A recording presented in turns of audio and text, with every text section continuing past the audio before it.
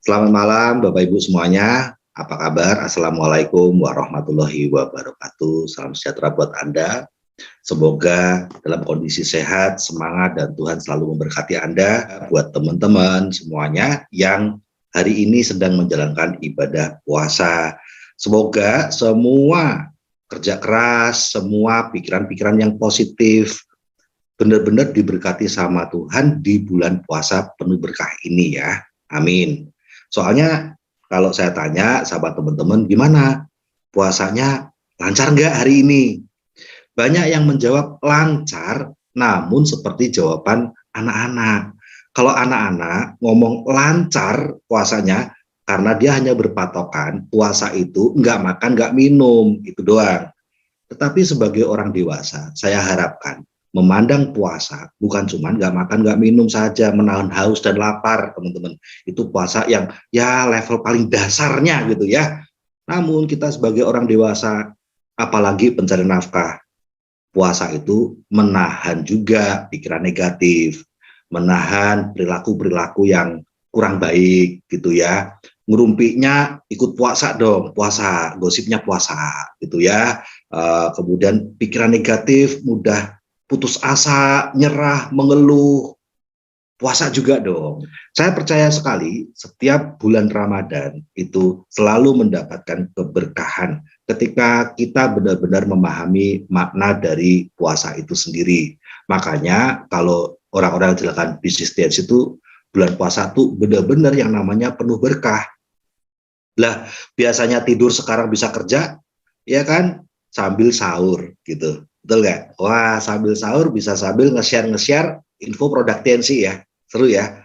Bisa sambil diskusi ya sama timnya. Bisa sambil ngobrol sama calon pelanggannya. Padahal biasanya jam tidur itu. Nah, ini kan sambil sahur gitu ya. Seru kan? Nah, jadi penuh berkah. Asalkan itu tadi. Yuk kita memaknai puasa itu bukan cuma dari sisi menahan haus dan lapar saja, tapi juga menahan hawa nafsu, menahan pikiran-pikiran yang mudah untuk negatif, mudah untuk nyerah gitu ya. Cemberutnya dihilangin deh, diganti dengan berseri-seri begitu.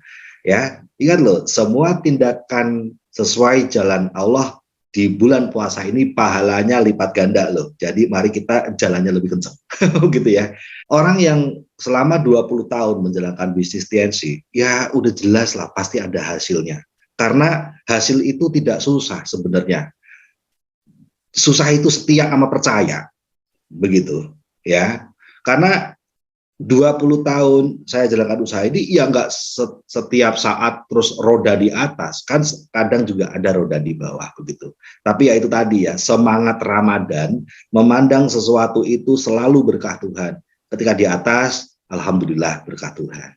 Ketika lagi di bawah, oh ini lagi ada ujian begitu. Jadi selalu dipandang positif gitu. Ya, kalau orang selalu ada di atas mulu, nanti dia lupa sama buminya, lupa sama rakyat, begitu ya. Lupa sejarahnya, itu yang paling gawat itu lupa sejarah itu teman-teman ya. Kita lupa diri kita itu dulu siapa gitu ya. Kalau nggak ada TNC bukan siapa-siapa begitu.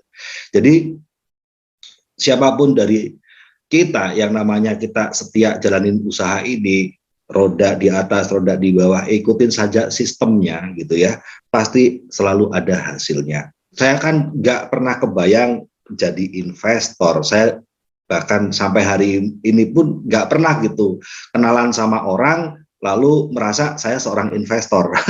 Nggak pernah. Tapi kok sering dibilang kalau setiap kali ada acara saya itu investor. Bingung kan? Nah, untung kalau suami saya selalu tahu saya suami gitu ya. Jangan sampai saya diperkenalkan seorang suami tapi saya lupa saya seorang suami. Itu lebih gawat gitu ya. Baik. Nah, oh ternyata yang namanya investor itu punya aset di mana asetnya ini menghasilkan. Jadi sebenarnya ada perbedaan antara business owner sama investor gitu ya. Nah, business owner itu kita menjalankan sebuah bisnis yang memiliki sistem sehingga sistem itu akan membangun networkingnya, menduplikasi cara kita sehingga terus bercabang terus bercabang. Tapi yang namanya investor itu ternyata punya investasi, investor punya investasi. Nah, Dari usaha ini, teman-teman, saya eh, bersama keluarga itu bisa punya kos-kosan jadi homestay. Saya juga dari bisnis ini juga punya rumah yang sekarang dikontrakkan. Saya mau tunjukin karena ada satu hal yang ingin saya bagiin nih buat teman-teman. Nah, ini adalah homestay yang hasil dari bonus TNC ya bersama dengan keluarga. Artinya ibu, kakak almarhum, ya kemudian adik dengan semua usahanya, termasuk saya di TNC ini, kami kemudian juga bangun homestay. Tadinya sih kos-kosan, tadinya kos-kosan, ya. Terus kita bangun jadi homestay. Oke. Oke, nanti akan ada yang ingin saya ceritakan. Jadi ini buat teman-teman yang juga kepengen gitu ya. Ya ini beberapa sudut dari homestay tersebut.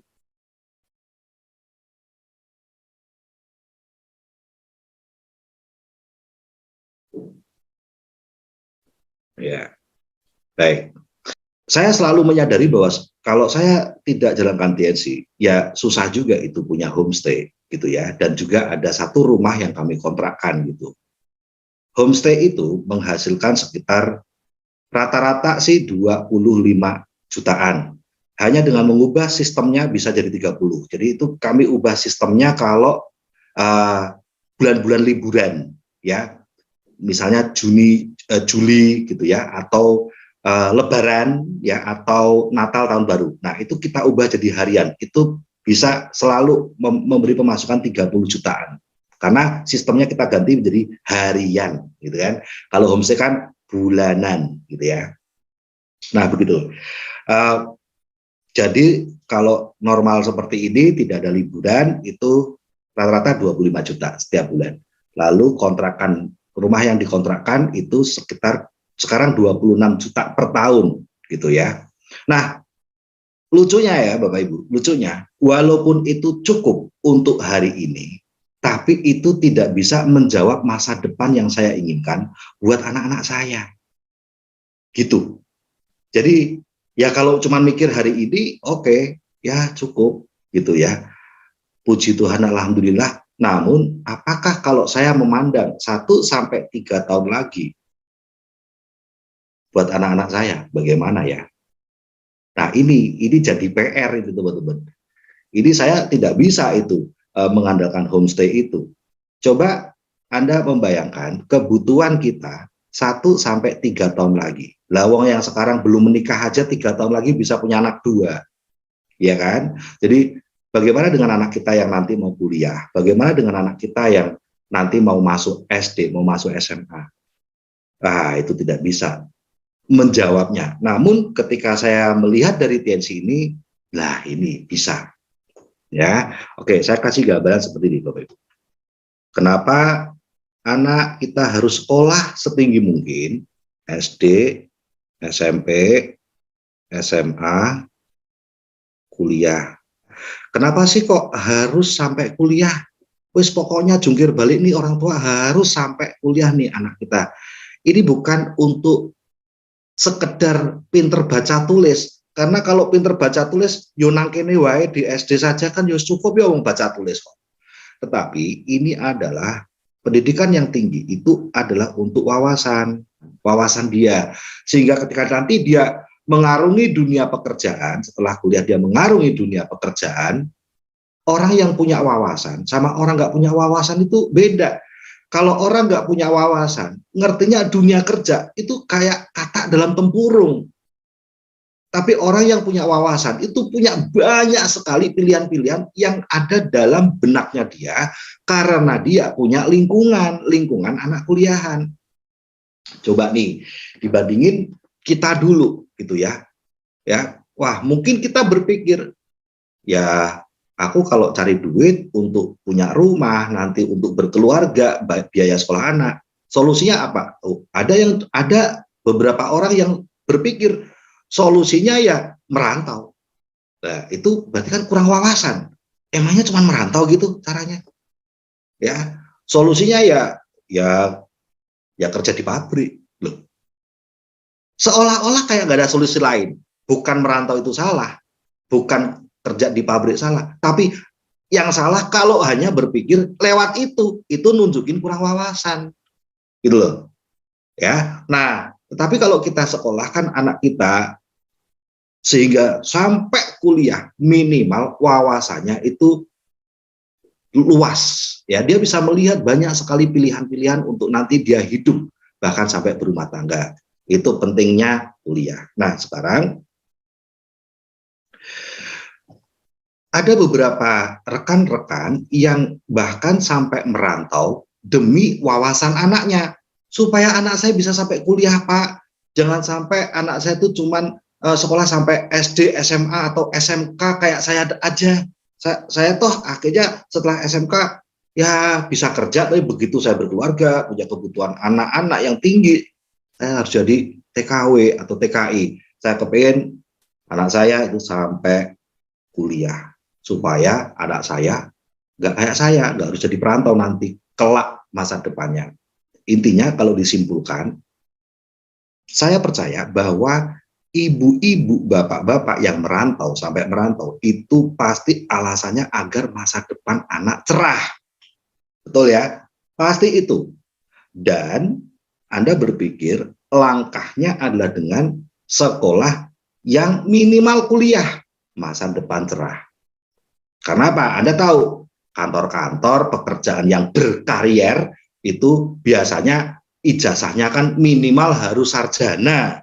Kalau SMK itu biasanya pekerjaan yang non karier gitu, susah banget naik kariernya gitu ya. Tapi kalau minimal sarjana, ya pekerjaan yang punya karier. Anda berpikir masa depan anak kita cerah dengan itu. Dulu saya juga mikir kayak gitu. Jadi alasan saya anak harus sampai kuliah tuh agar masa depan cerah. Dulu saya pikir seperti itu. Mari kita lihat. Apakah ijazah sarjana membuat masa depan cerah?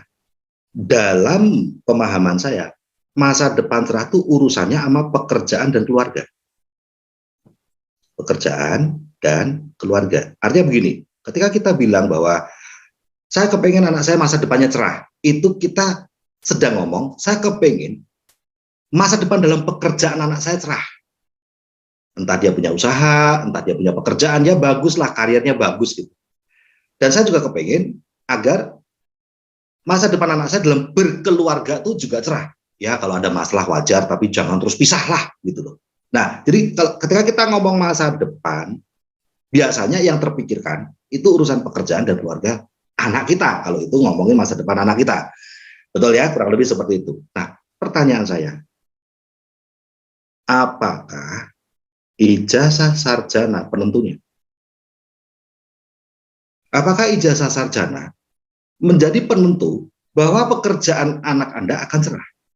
Bahwa dia dalam usaha atau karirnya akan naik terus?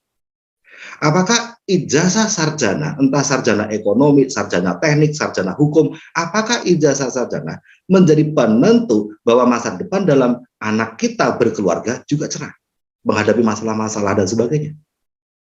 Nanti dulu, kok kayaknya rada nggak nyambung tapi nggak nyambung gitu, betul ya? Nah, ada 5 karakter: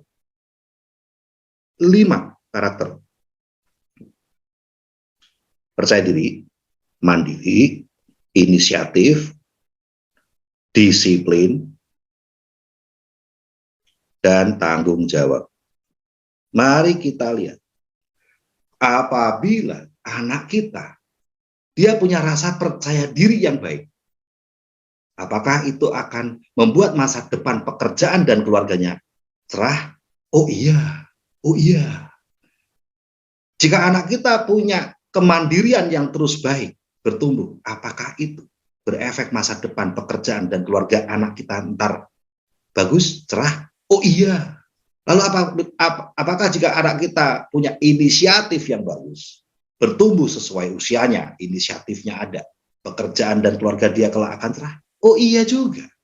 Bagaimana dengan disiplin? Apakah jika anak kita disiplin, bertumbuh sesuai usianya, kedisiplinan dirinya akan menentukan masa depan dia dalam pekerjaan maupun keluarganya cerah? Oh iya. Lalu bagaimana dengan tanggung jawab? Apakah jika anak kita punya pertumbuhan tanggung jawab sesuai usianya, akan membuat masa depan dia di pekerjaan dan keluarga dia cerah. Iya banget. Nah, pertanyaan saya, lalu 5 hal ini apakah dia dapetin dari sarjananya? Ternyata tidak. Ternyata 5 hal ini dari kasih sayang orang tua. Terutama ibu. Kenapa ya? Soalnya begini teman-teman.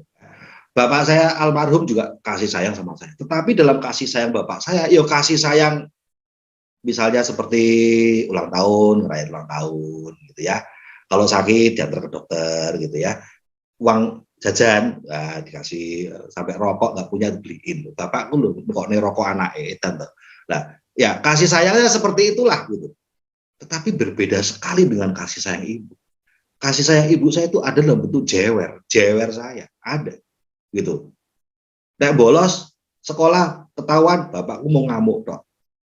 Tapi nek ibu ngamuk tetapi ada unsur didiknya. Entah kenapa dimarahin bapak bisa sebel, dimarahin ibu nggak pernah bisa sebel gitu. Kenapa ya? Ya karena kita tahu kasih sayang ibu itu wujudnya macam-macam. Wujudnya ada jewer, ada apa ngebentak juga ada gitu ya. Saya bahkan pernah dikunci pintunya, tetapi ada kasih sayang yang luar biasa di sana. Gitu. Nah, saya percaya bahwa 5 kualitas karakter ini itu munculnya dari kasih sayang ibu. Percaya diri, mandiri, inisiatif, disiplin, dan tanggung jawab. Pertanyaan saya sekarang, lah nek ibu merantau piye carane?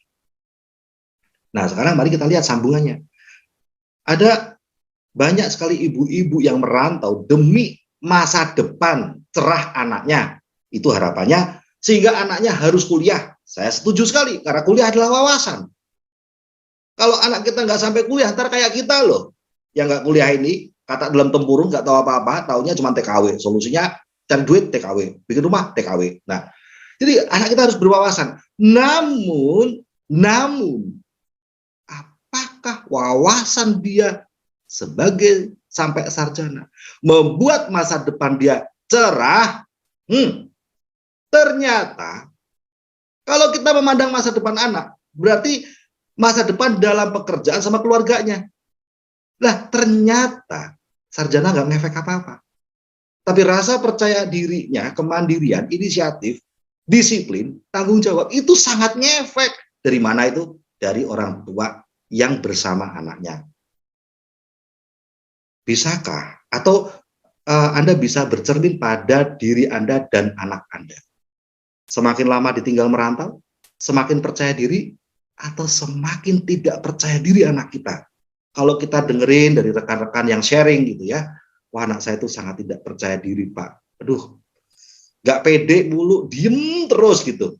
Diem aja, aduh. Nah, coba bagaimana kita memandang masa depan cerah dari pekerjaan atau dalam keluarga dia kelak? Wah, anak saya nggak mandiri, Pak. Lawong sudah menikah, sudah kerja, sudah nikah. Lah kok masih minta duit sama saya, coba. Loh, coba itu kemandiriannya dari mana? Tetapi jangan salahkan anak. Ibarat kata anak seperti ini kan cuma korban. Korban karena nggak dapat kasih sayang ibu. Begitu loh. Jadi jangan salahin anaknya. Harusnya kita malah terenyuh. Oh ini efek dari dia nggak dapat kasih sayang ibu. Saya percaya anak-anak yang dapat kasih sayang ibu bukannya malah manja, karena ibu nggak mungkin memberi sayang dengan manja, gitu loh. Nah, tapi kalau kita merantau malah manjain. Kenapa? Karena kita mengganti kasih sayang dengan kasih uang dan barang. Bahkan kadang kita lupa atau kita takut tidak memberi apa yang dia minta. Kenapa? Nanti diblokir Pak WhatsApp saya. Kalau saya nggak ngasih apa yang dia minta Pak, diblokir saya Pak. Lah kan saya cemas Pak. Nanti kabarnya dia gimana? Nah, jadi malah akhirnya memanja. Bagaimana? Coba Anda cek, gitu ya, Anda evaluasi. Apakah anak kita punya inisiatif, bertumbuh sesuai usianya, sesuai saat ini dia SD atau SMP atau SMA atau udah kerja dan ternyata anak-anak tanpa kasih sayang orang tua, terutama ibunya, inisiatifnya kurang banget gitu. Tahu tapi nggak ngelakuin, diem aja gitu. Tahu ini harus gini, tapi diem aja. Apalagi udah ngomong disiplin, aduh, gitu. Ya, udah deh. Dan tanggung jawab, wah ini juga. Nah, di sini ada perang batin. Terus kalau kayak gitu mana yang lebih penting? Penting semua. Wawasan anak penting, dan 5 hal karakter yang membuat anak ini nanti punya masa depan cerah dilihat dari pekerjaan dan dilihat dari keluarga dia kelak, itu juga bagus karena dia punya 5 hal tadi. Semuanya penting lah. Nah, disinilah pentingnya uang dan kebersamaan. Uang itu buat sekolah, gitu, agar dia punya wawasan, agar anak kita tuh nggak ngertinya cuma itu doang. Saya senang lewat TNC ini karena akhirnya kita tahu bagaimana kita nyekolahin anak kita harus sampai kuliah. Kalau kuliah nggak penting, ngapain ada kampus? Semua universitas mendingan ditutup aja, gitu kan. Jadi penting sekali kita punya uang sampai anak kita kuliah. Tetapi penting juga seiring perkembangan usianya, anak kita 5 karakter juga tumbuh. Dari mana? Kasih sayang orang tua. Jadi nggak bisa milih gitu, milih uang nggak dapat sayang, milih sayang nggak punya uang nggak boleh. Untuk itulah kenapa ada TNC. Dan kita nggak bisa nunggu lama-lama. Kenapa? Loh, lah anaknya tambah usia terus sih. Lalu bagaimana rapot tanggung jawabnya? Bagaimana rapot kemandiriannya? Bagaimana rapot percaya dirinya? Ini nambah terus nih, nambah terus. Kalau kita lama-lama ninggalin anak, nah, tapi kalau jangan juga kita pulang untuk memberikan kasih sayang itu sama anak kita, terus anaknya putus sekolah, lah nggak punya wawasan nanti. Gitu. Kalau nggak punya wawasan, taunya kerja hanya itu, nggak punya apa pandangan yang lain gitu. Itulah kenapa saya bersyukur sekali ada TNC. Kalau kita cuman ngomongin kebutuhan hari ini, udah, mungkin saya pun nggak TNC juga cukup dari homestay, dari kontrakan. Tetapi kalau sudah mikir kebutuhan masa depan anak, itu nggak cukup. Karena homestay yang mentok segitu, nggak bisa nambah luas tanahnya kan. Tapi kalau di TNC nggak ada batas. Di TNC terus bisa berkembang, apapun masalah yang sedang kita hadapi, terus ada solusi karena kita nggak kerja sendiri, ada tim dan para mentor yang selalu mendampingi, kan gitu. Semuanya kita kerjakan untuk masa depan anak, ya. Semoga bermanfaat teman-teman semuanya. Semoga di bulan puasa ini juga Anda terus mendapatkan hidayah, terus mendapatkan pencerahan-pencerahan yang benar-benar kita butuhkan semuanya untuk masa depan yang lebih cerah. Saya kembalikan lagi ke Ibu Lulu. Assalamualaikum warahmatullahi wabarakatuh. Salam sejahtera buat teman-teman semuanya.